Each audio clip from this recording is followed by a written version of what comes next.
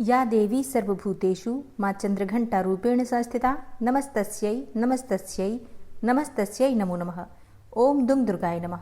आज है 17 जुलाई 2026, दिन है शुक्रवार और आज आषाढ़ गुप्त नवरात्रि का तीसरा दिन है। 10 महाविद्याओं में से तीसरी महाविद्या माँ त्रिपुर सुंदरी की पूजा आज के दिन की जाती है। इसके अलावा माँ दुर्गा के 9 स्वरूपों में से तीसरा स्वरूप माँ चंद्रघंटा की आराधना करते हैं। तो आज की वीडियो में आप सुनेंगे माँ त्रिपुर सुंदरी और माँ चंद्रघंटा की कथा और पूजा विधि। सबसे पहले सुनते हैं त्रिपुर सुंदरी माता की कथा।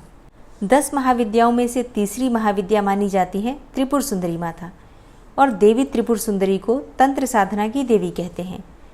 तीनों लोकों में सबसे सुंदर होने के कारण इस देवी को त्रिपुर सुंदरी कहा जाता है। साधु संत और तांत्रिक अपनी साधना सिद्ध करने के लिए माँ त्रिपुर सुंदरी की ही उपासना करते हैं। देवी त्रिपुर सुंदरी को सर्व सुंदरी देवी के नाम से भी जाना जाता है। देवी त्रिपुर सुंदरी अपने अलौकिक सौंदर्य के लिए जानी जाती हैं। त्रिपुर सुंदरी का अर्थ ही है तीनों लोकों में सबसे सुंदर देवी। देवी भागवत पुराण में माता त्रिपुर सुंदरी के 3 रूप बताए गए हैं। बाल रूप को बाला, किशोर रूप को षोडशी और यौवन रूप को ललिता कहते हैं। माता त्रिपुर सुंदरी को मीनाक्षी, कामाक्षी, सताक्षी और कामेश्वरी के नाम से भी जाना जाता है।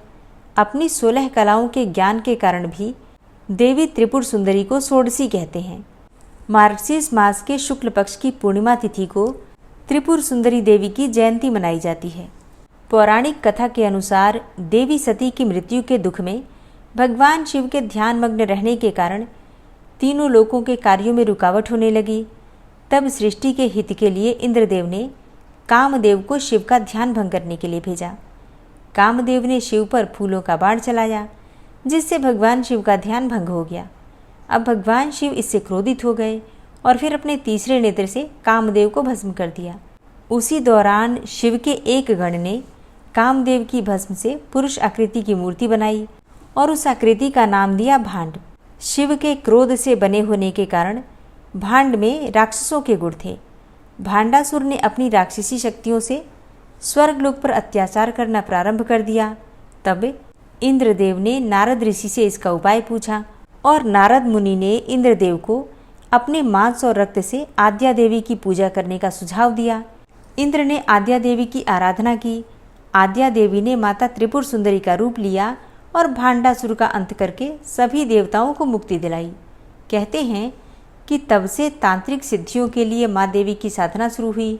भगवान शिव की नाभि पर कमल के पुष्प पर बैठी हुई देवी त्रिपुर सुंदरी की सच्चे मन से आराधना करने से सभी कामनाएं पूर्ण हो जाती हैं।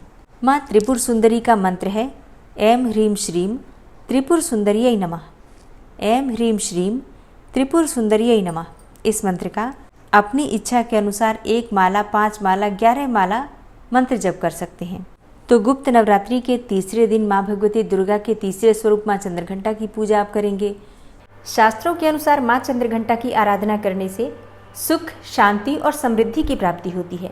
ऐसा कहा जाता है कि माँ चंद्रघंटा की पूजा करने से बल में वृद्धि होती है, भय समाप्त होता है और इनकी पूजा से कोई भी परेशानी हो बहुत जल्दी दूर हो जाती है। देवी भागवत के अनुसार प्राचीन समय में देवताओं और असुरों के बीच में लंबे समय तक युद्ध चला था और असुरों का स्वामी महिषासुर था और देवताओं के स्वामी इंद्र थे। महिषासुर ने देवताओं पर विजय प्राप्त करके इंद्र का सिंहासन हासिल कर लिया और स्वर्गलोक पर राज करने लगा। इसे देखकर सभी देवतागण बड़े परेशान हो गए और इस समस्या से निकलने का उपाय जानने के लिए त्रिदेव अर्थात ब्रह्मा, विष्णु और महेश के पास गए। वहां जाकर देवताओं ने बताया कि महिषासुर ने इंद्र, चंद्र, सूर्य, वायु और अन्य सभी देवताओं के सभी अधिकार छीन लिए हैं और उन्हें बंधक बनाकर स्वर्गलोक का राजा बन गया है।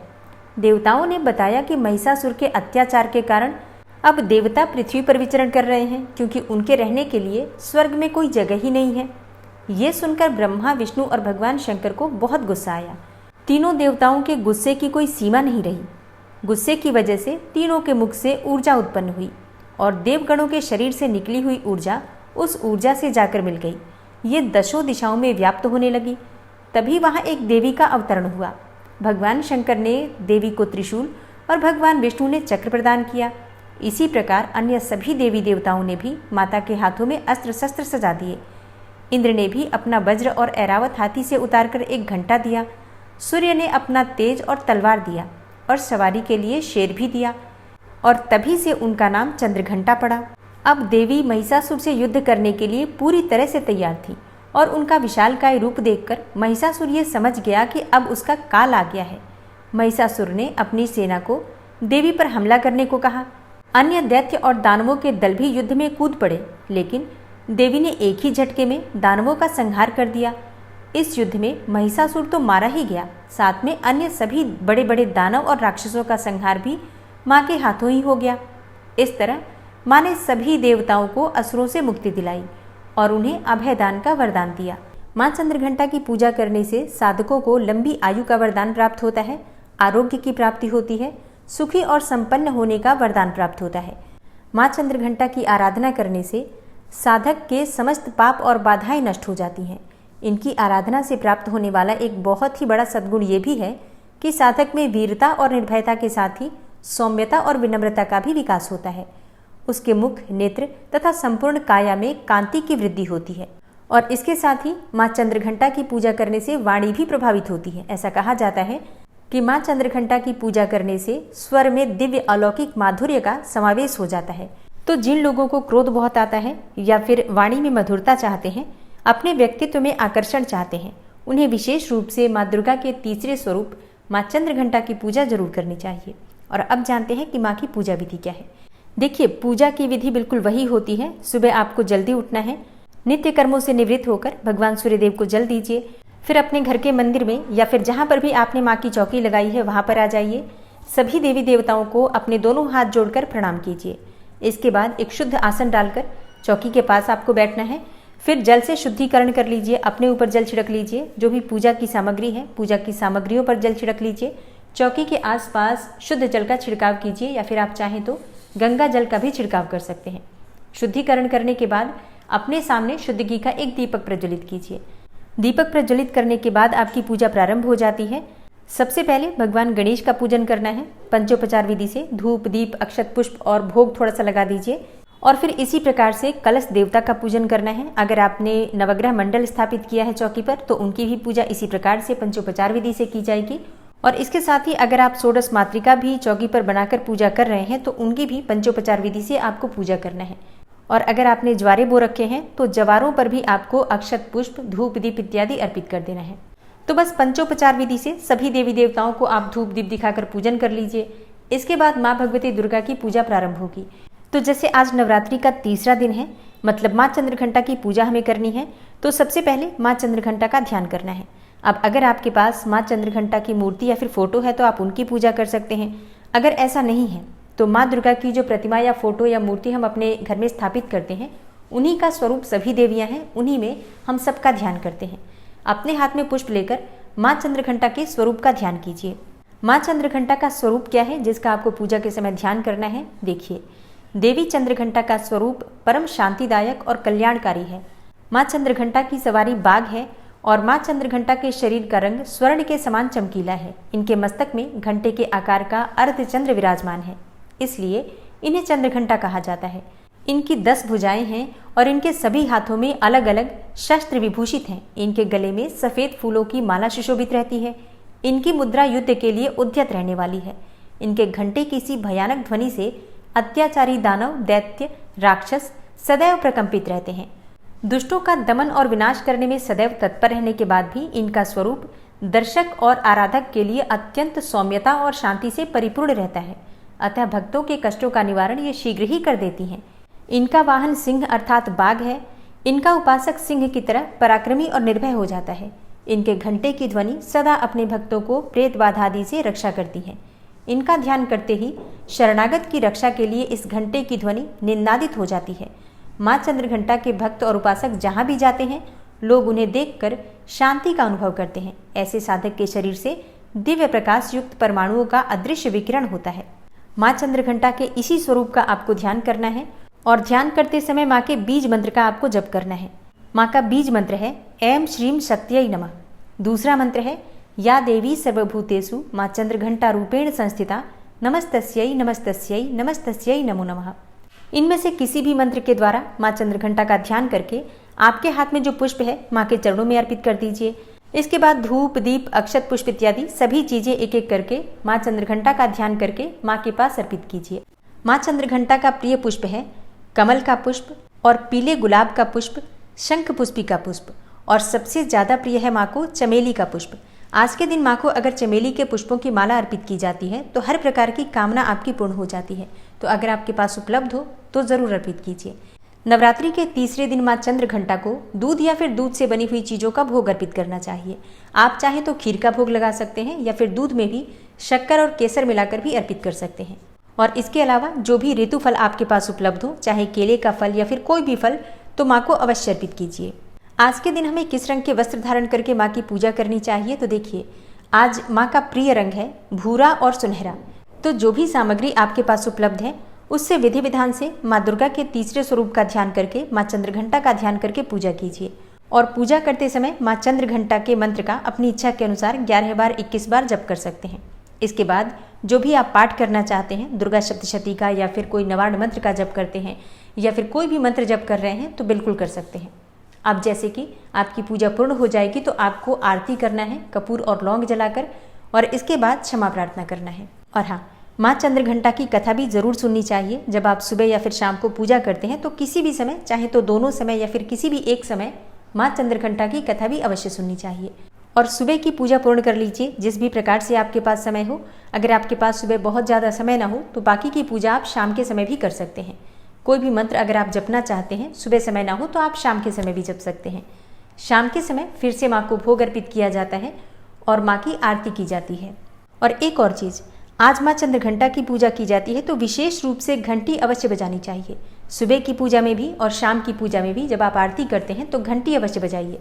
शास्त्रों के अनुसार माँ चंद्रघंटा की पूजा में जब हम घंटी बजाते हैं तो सभी प्रकार की नकारात्मक ऊर्जा नष्ट हो जाती है। माँ अत्यंत प्रसन्न होती हैं और भक्तों की मनवांछित कामना को पूर्ण करती हैं। तो सुबह और शाम की पूजा में घंटी वैसे भी प्रतिदिन बजाइए, लेकिन आज तो विशेष रूप से बजाना चाहिए। और अब आप सुनेंगे माँ चंद्रघंटा की आरती। ओम जय चंद्रघंटा माता मैया, जय चंद्रघंटा माता, सर्व जगत की स्वामिनी कृपा सदा करना मैया, जय चंद्रघंटा माता। अर्ध चंद्र माथे पर रूप अति सुंदर मैया, रूप अति सुंदर, घर घर तुम्हारी पूजा पूजत सब नारी नर मैया, जय चंद्रघंटा माँ। नवरात्रों में तीसरी माँ का ध्यान करो, माँ की ममता पाओ, माँ की जय जयकार करो। ओम जय चंद्रघंटा माता मैया, जय चंद्रघंटा माता। 10 भुज धारिणी मैया, असुरों का नाश करे, मोक्ष भक्तों को दे माँ, विपदा नित माहरे मैया, जय चंद्रघंटा माता। खड्ग खपर धारिणी माँ, जग जननी है माँ मैया, जग जननी है माँ, दिव्य करे साधक को करती माँ करुणा मैया, जय चंद्रघंटा माता। कल्याणकारी मैया, सब दुखों का नाश करे मैया, सब दुख नाश करे, मंगल मंगल नित हो जो माँ की पूजा करे मैया, जय चंद्रघंटा माता।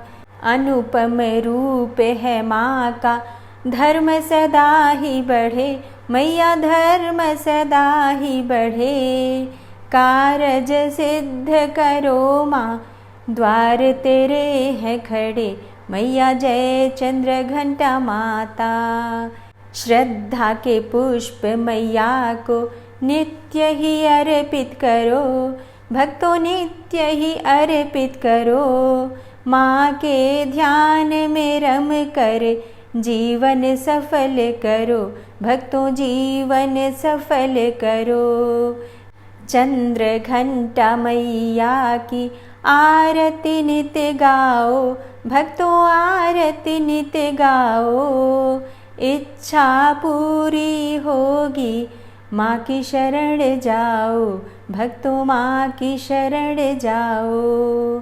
जय चंद्र घंटा माता मैया जय चंद्र घंटा माँ, सर्व जगत की स्वामिनी कृपा सदा करना मैया जय चंद्र घंटा माँ। माँ की आरती करने के बाद क्षमा प्रार्थना ज़रूर करनी चाहिए। तो दोनों हाथ जोड़कर माँ से क्षमा प्रार्थना करते हैं। हे परमेश्वरी, मेरे द्वारा दिन रात बहुत से अपराध होते रहते हैं। मुझे अपना दास समझकर मेरे उन अपराधों को आप कृपापूर्वक क्षमा करिए। हे परमेश्वरी, मैं आवाहन करना नहीं जानता, विसर्जन करना भी नहीं जानता तथा पूजा करने का ढंग भी नहीं जानता। हे माँ, मुझे क्षमा करिए। हे देवी सुरेश्वरी, मैंने जो मंत्रहीन अर्थात ना मंत्रों को जानता हूँ, क्रियाहीन अर्थात ना क्रियाओं को जानता हूँ और भक्तिहीन अर्थात ना भक्ति के प्रकार जानता हूँ, तो मैंने जो मंत्रहीन, क्रियाहीन और भक्तिहीन पूजन किया है वह सब आपकी कृपा से पूरे हों। सैकड़ों अपराध करने के बाद भी जो आपकी शरण में आके जगदम्बा कहकर पुकारता है, उसे वह गति प्राप्त होती है जो ब्रह्मा आदि देवताओं के लिए भी पाना आसान नहीं है। हे जगदम्बिके, मैं अपराधी हूँ किंतु आपकी शरण में आया हूँ। इस समय दया का पात्र हूँ, आप जैसा चाहें वैसा करें। हे देवी परमेश्वरी, अज्ञानवश भूल से या बुद्धि भ्रष्ट होने के कारण मैंने जो भी न्यूनता या अधिकता कर दी हो वह सब क्षमा करें और प्रसन्न हो। हे सच्चिदानंद स्वरूपा परमेश्वरी, जगन माता कामेश्वरी, आप प्रेम पूर्वक मेरी यह पूजा स्वीकार करें और मुझ पर प्रसन्न रहें। हे देवी सुरेश्वरी, आप गोपनीय से भी गोपनीय वस्तु की रक्षा करने वाली हैं। मेरे निवेदन किए हुए इस जप को ग्रहण करिए। आपकी कृपा से मुझे सिद्धि की प्राप्ति हो। इस प्रकार क्षमा प्रार्थना मंत्र के पाठ से दुर्गा माता आपके जाने अनजाने में हुए सारे अपराधों को क्षमा करेंगी और उनकी कृपा सदैव आपके ऊपर बनी रहेगी। उम्मीद करती हूँ कथा आपको पसंद आई होगी।